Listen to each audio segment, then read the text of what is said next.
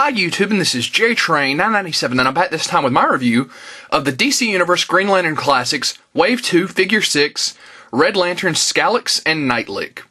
Now, despite having two different appearances in packaging here, they are the same figure. This is once again one of Green Lantern Classics' attempt to help us amp up our armies faster.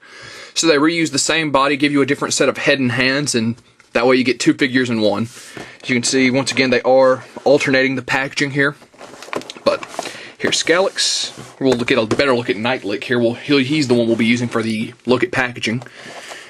Interesting little note about Nite is he's never appeared at the time this toy is being released in any comic books.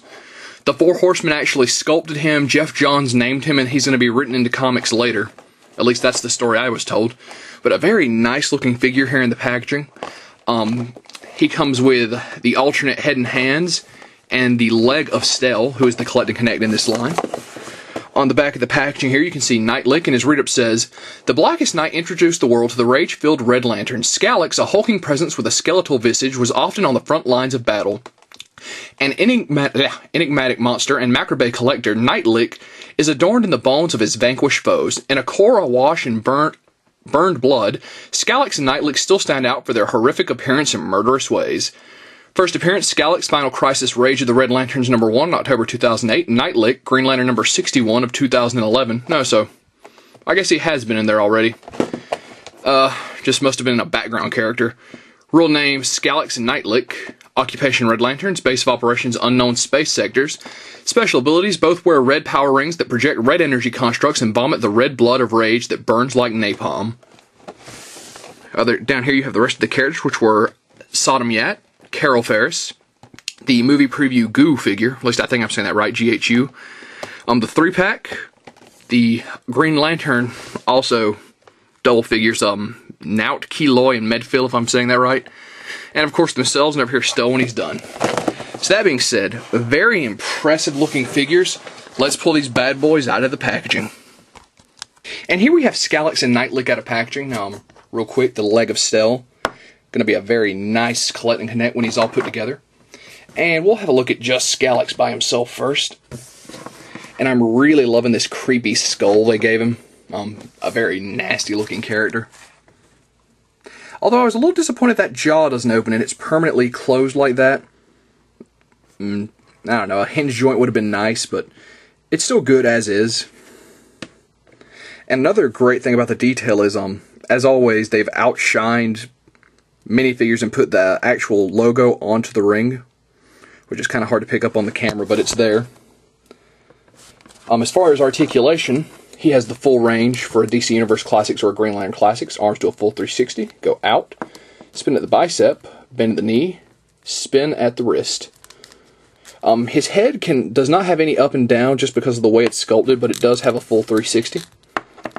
He has a nice abdomen crunch, spins at the waist, legs go forward, back a little bit, out, spin at the quadricep, bend at the knee, and bend at the ankle. So Skallox is a great figure. Definitely going to look great in your Red Lantern collection, but these are the first Red Lanterns we've gotten from this line.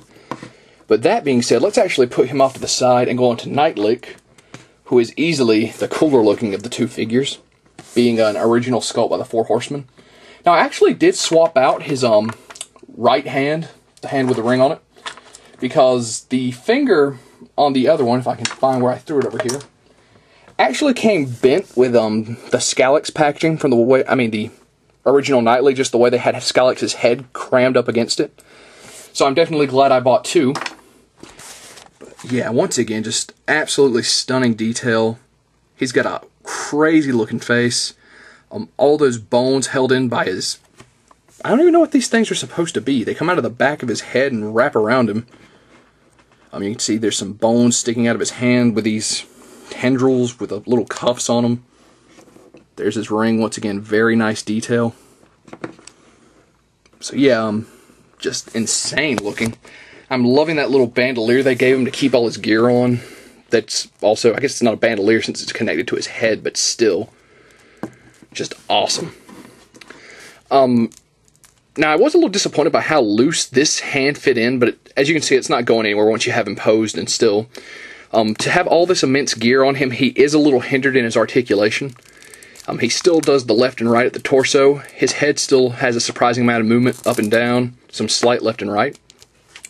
Arms go out. We'll do a full 360, but you gotta be careful about hindering the, I don't know what these things are. His tendrils coming out of the back of his head. Spins at the bicep, bends at the elbow, and spins at the wrist. These are just a soft plastic.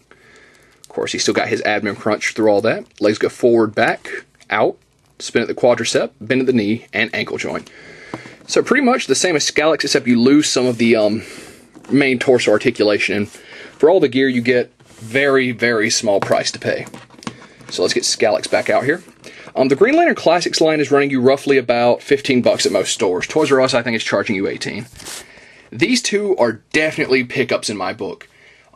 Definitely two you have to have. I love the whole army building concept they're going with, where they're doubling up figures. I know I've heard some people complain, oh, I can't believe they're making me buy the same figure twice, but really, with the minimal changes they have to make to give you two awesome figures, I'm glad they're doing it.